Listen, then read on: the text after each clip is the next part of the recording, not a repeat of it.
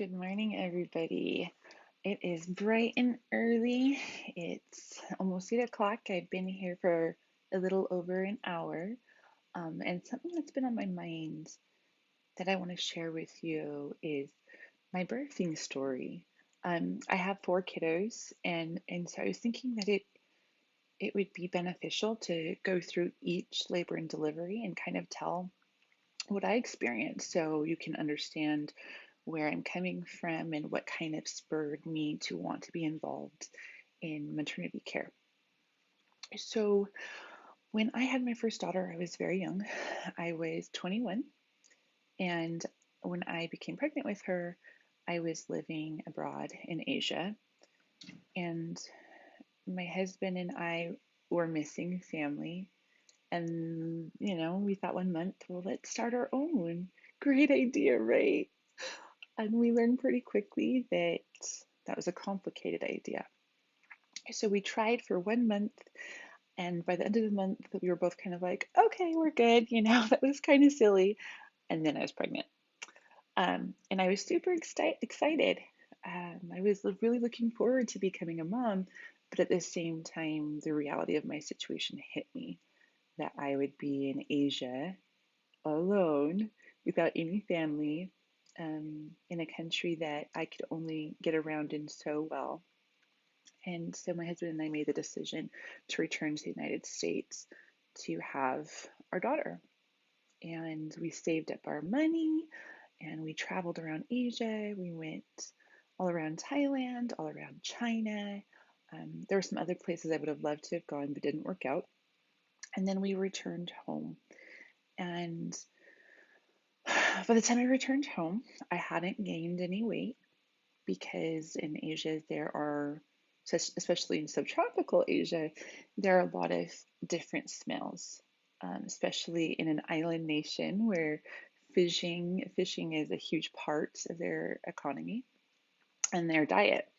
And so I didn't eat well. All I could have was my comfort food, my American food, and that was hard to come by. And then as we lived abroad and we also traveled, we were very active. My husband and I actually, after we came back to the States, got out, Google Maps and we calculated. And me walking to and from work, I worked for one company, but I taught kindergarten and then I also taught second grade at Bushiban. So it was like after school. And so I would have to go back and forth in my own community. So I lived in Taiwan and I lived in Yonghe. My husband probably would tell you that I say it wrong because he speaks Mandarin. I do not. I'm very um, American speak English. I speak Spanish, very Southwest United States, and the rest of it, I don't know. I learned a little bit of Mandarin while I was there, but I wasn't there long enough for it to stick. So, um, I was walking everywhere. I would take the subway, and sometimes if I would splurge, I would get a taxi to work and back, and then just getting food. We lived on the seventh floor, um, so that's like European standard seventh floor, so that'd be like eighth floor in the US. And I was going up we didn't have an elevator, so I went up and down and all over. And my physician in Taiwan was concerned that I wasn't gaining enough weight. He said, are you trying to diet? Are you trying to exercise? And I'm like, no, I'm not trying. I'm just living the local lifestyle. Um, and so when I returned to the United States, I hadn't gained anything, literally zero. I was in my about halfway through my second semester or trimester, and so I started to feel a little bit better. My morning sickness went away. I wasn't smelling the smells that I was in a subtropical country. I wasn't walking all over the place. My very healthy lifestyle turned to the typical American, not as healthy. Um, I didn't have a job for the first couple of months, first month, I think. And so it was a lot of sitting around and having comfort food and visiting with family that I hadn't seen, for a while, for a long time. and I gained 15 pounds. So I saw my new physician probably about a month, somewhere between a month and 2 months after I returned. And I gained 15 pounds. And all he saw was my last visit, the record for my last visit to my OBGYN in Taiwan. And he just lambasted me and he said, "You gained way too much weight. You're blah, blah, blah. From last time that, you were seen by the physician, you gained 15 pounds." And he really shamed me. And every week, every time I would go in, I would I would seriously call it, my what is it called? My husband wrestled, and he would talk about cutting weight, for the weigh-in, and I would just be like, "Oh my gosh, it's my weigh-in," and I would try to cut weight.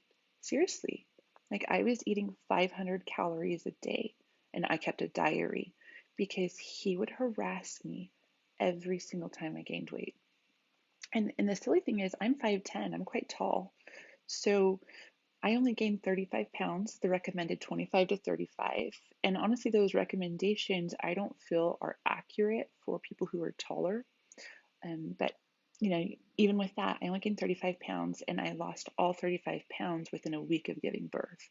So I know that there was nothing extra there. And it messed up my eating for a long time. But I can get back to that. So gained weight, everything was healthy. I got a call one time for lads saying I had a UTI and I thought I was dying because I had never had a UTI and I had no idea how common they were, especially when you're pregnant. Got that taken care of. Um, and then I went into labor the day before my due date. We were walking around the mall, my husband and I, and my mother-in-law, and just trying to, they tell you that if you want to encourage labor, to go for walks. And so we walked a lot. We walked all over, our community, all over the mall, anywhere we could. And so we were walking, and I started to get cramps, and it just felt like intense pregnant or menstrual cramps, and they just intensified. So much so that when I got home, and mind you, I hadn't told anyone I was cramping. When I got home, I couldn't move. I was in so much pain. So I went in the shower for a while in the bath, and I just, hot water, tried to get more comfortable. And then it was about that point when I was still in so much pain and I was in the bath. I was in the hot bath with a shower also coming down on me. I mean, really just trying anything to feel better. And I was positioning myself in ways to try and make myself feel better. And I couldn't really do anything. And I realized then that, okay, this sounds like labor. So when we went in, um, the nursing staff, the hospital I went to stopped delivering babies the next year after I gave birth. It was an older hospital and one that was not known for maternity care. It was just the closest hospital to me, and I was 21 and had no idea about anything. So I come in and I'm in labor, and the nurse checks me and she says, no. She says, "You are having Braxton Hicks." And I said, "What?" And she told me how dilated in the face I was, and it was significantly more than I had been at my checkup like 2 days before. And and then, she said, "Well, I think you're just dehydrated. You moms need to not just try to get the baby out by doing things like get yourself dehydrated." And I was sitting there thinking, what? I wasn't trying to dehydrate my baby out. That's not what happened. I had been in labor for quite a while by the time I went in. And um, she monitored me for a while and she sent me home. And as I was, being discharged, or I guess I wasn't really discharged, I was let go, discharged, but not like I was inpatient or anything like that. Um, she said, "Okay, well, your midwife said that, you can have morphine and sleeping pills." And I'm like, "What? Morphine and sleeping pills?" No, I'll take the sleeping pills, but the morphine, like I'm not a soldier on the battlefield. And so I declined morphine and I took the sleeping pills, and there was no counseling from the nurse. There was no one telling me the risks or the benefits or anything like that. So I had no idea. So I get home, I'm in horrible pain, horrible labor, and now I have sleeping pills and I'm kooky and I don't know where I am. All I know is I'm in pain. And all night, and all night, a few hours, my husband was trying to sleep and I was just crying and where am I? I'm in pain. Like, what's going on? Just so disoriented. And if I knew then what I know now, that the sleeping pill is probably the one, if I wasn't going to take something, should have been that. But I didn't know about morphine and nobody explained it to me. So I went home and I just tried to rest. They said rest for when you actually go into labor. And I was in labor. I mean, we were timing the contractions. I was definitely in labor. And so that's what I did. I stayed in bed and tried to rest, and there was no rest. I was in a lot of pain. And I did that all day long. Little did I know, getting up and walking around probably would have been the best thing for me. Help my labor and delivery progress and help me get maybe a little bit more comfortable, that sort of thing. But anyway, so I'm laying in bed all day, and then after my husband got home from work, then we went back to the hospital, and this time I had progressed enough. Um, Body that I've learned after 4 pregnancies is for me to get from a 0 to a 3 takes a long time. Once in a lot of pain, but once I'm to that 3, I go from 3 to 10 in like half an hour, and I push on 1 or 2 pushes at most. And so it's fast from there, but it's that beginning, until I'm about a 3, until I'm dilated to about a 3. But I that was all new for me, so I didn't know to talk to them about that, or I didn't have that history. So I go in and I labor forever, forever. And everyone had told me, well, everyone, my mother, who'd never had epidurals, she had 9. My brother was 9'12", I was 9'12", 9 pounds, 12 ounces. My sister was over 10 pounds. I mean, she had big babies and she didn't have an epidural. And she kind of told me, you don't want to have an epidural. Here are the risks. It's not worth it. But my mom also had fast labors. Um, by the time I got an epidural, I'd been in labor for 24 hours and I had kept saying no, no epidural, no, no, no morphine, no this, no that. Everything was no because I want to protect my baby. But finally, my midwife got real with me. She came and visited and she said, okay, this is your choice. What you do is your choice and I'll support you. But let me tell you what can happen because your body is very tired right now. She said you can either like do something like get an epidural and rest and have the baby vaginally, or we can have a C-section and that's where it's headed. And so I said, okay, let's do the epidural. And I did the epidural and I immediately felt better. And I pushed, and it was 1 or 2 pushes, I don't recall. And the nurse, just backing up a little bit during the pushing, I was in pain, a pain I never knew existed. I mean, I felt like I was just about gonna die. And I kind of like, those guttural sounds, like not quite like a shout, but more of like a moan, a loud moan. And she yelled at me and she says, you need to be quiet. And I just thought, what? And this was an old military nurse, and she was older at the time. This was 14 years ago, and she was in her 60s, and she was not very kind or caring, and I didn't know any better. I had no idea, and so I made sure, shut up, have the baby, push the baby, baby comes out. Um, and I didn't know that when babies have a long labor that and their heads have been stuck in the birth canal for a long time, they can have like a really big cone head. And so the first thing I said when I saw my precious baby was, "What's wrong with her head?" And I feel bad about it now, but I didn't know. And so the nursing staff told me, "Oh no, that's normal, and it will go down in a couple of days." And they talked about the bones in the skull and how they're malleable and all of those things, and not to worry. And but that was my first reaction. And honestly, looking back, that probably should have been a little bit of a red flag for me, because after I went home, um, the very next day, my husband went to work, and it was just me, a new mom, never done it before.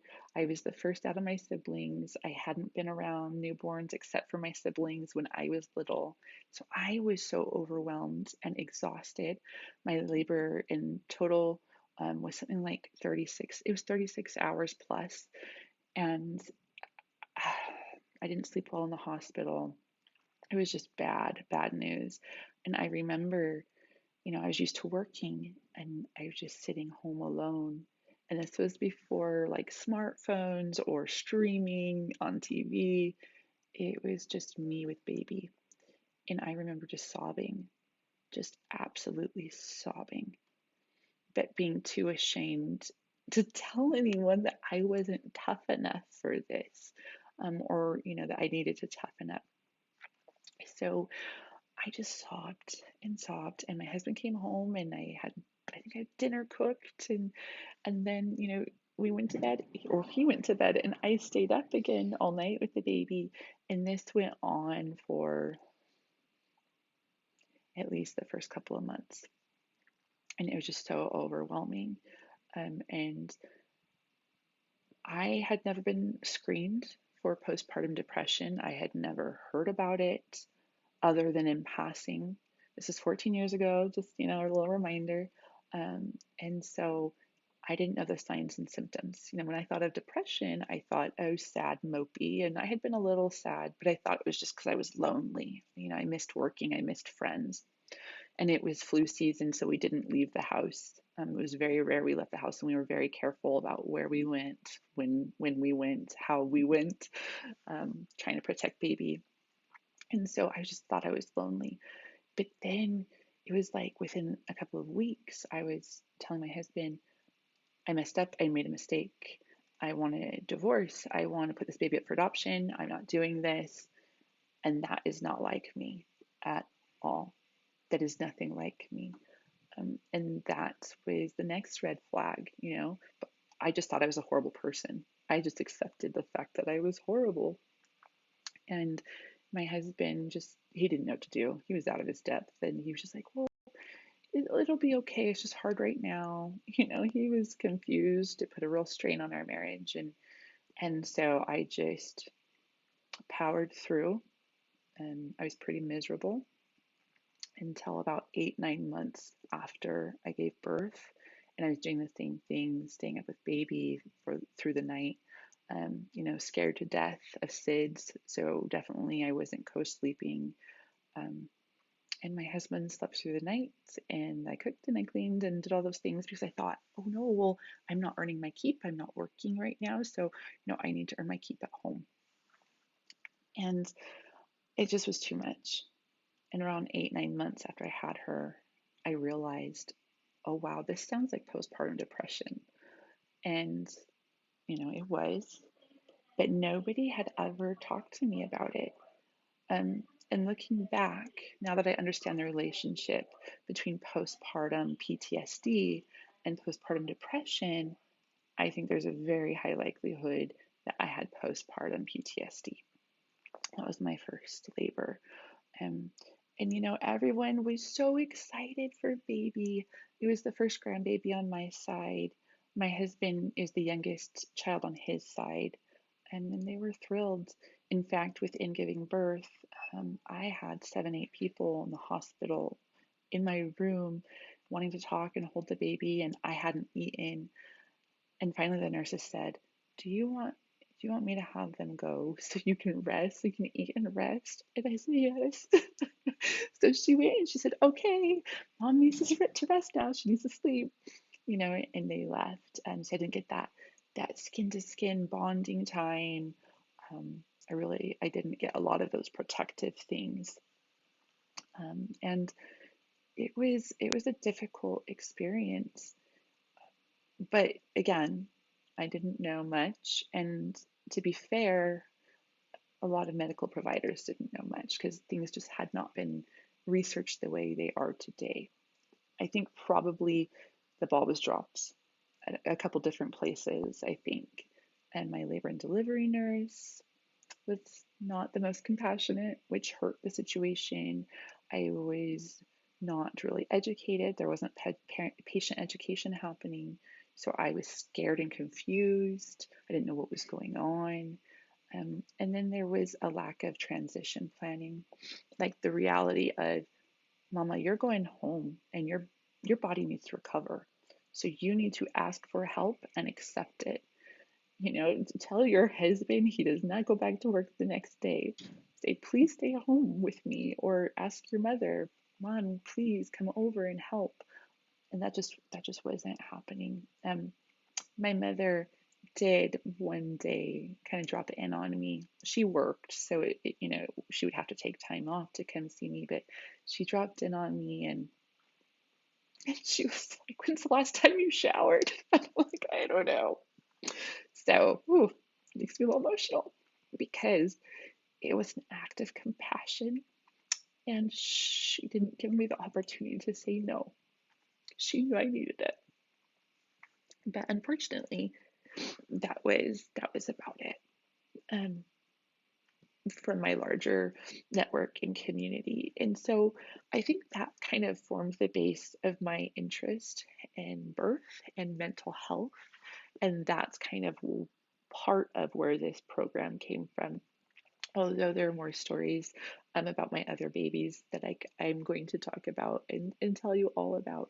But overall, and I'm so grateful that my daughter came into the world without any major complications and that we're all happy and healthy at this point. I do wish that there had been some different things that happened in the process. And that's why I'm doing what I'm doing, is because I don't want mamas to feel like I did. I don't want them to be lost and confused and lonely and not having an adequate or realistic transition plan. Um, and so I think that we really do need to look at more than just a quick screener for moms, just a quick, oh, does she have postpartum depression? Okay, like, or does she have the signs and symptoms of it down the road? We need to be looking at prevention. How can we prevent these things? We need to be educating mamas on how we can do these preventative measures. So it'd be beneficial before she's in labor, but even after she's had a baby, occupational therapists can come in and we do transition planning. We're experts in transition planning and function. So, we're the perfect match, in my opinion, for that, for the mental health, because we also, our histories in mental health, we are in many states mental health care providers, considered mental health care providers. We are not yet in Nevada, but they're working on it. NODA, our association, is working on it. So we have that mental health aspect. We do transition planning. We're experts in function, ergonomics. A lot of mamas, when they're pregnant, they have lower back pain. Um, a lot of it because of lordosis, like that big, like exaggerated kind of, you stick your belly out while you're pregnant and kind of your bum back.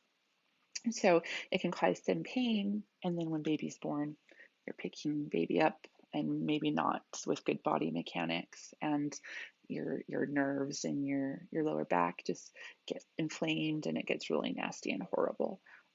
And similar, wrist, when you're breastfeeding and holding baby and holding your phone while you're doing it, you can really hurt your wrist and your hands, your fingers. But I'll talk more about that another time, ergonomics training. But there are so many different things that occupational therapists really could have helped me with as a first time mom. And I want to give that to other moms. So thank you for listening to my baby story, right? My birth story of baby number one. I appreciate you listening. Till next time. Bye.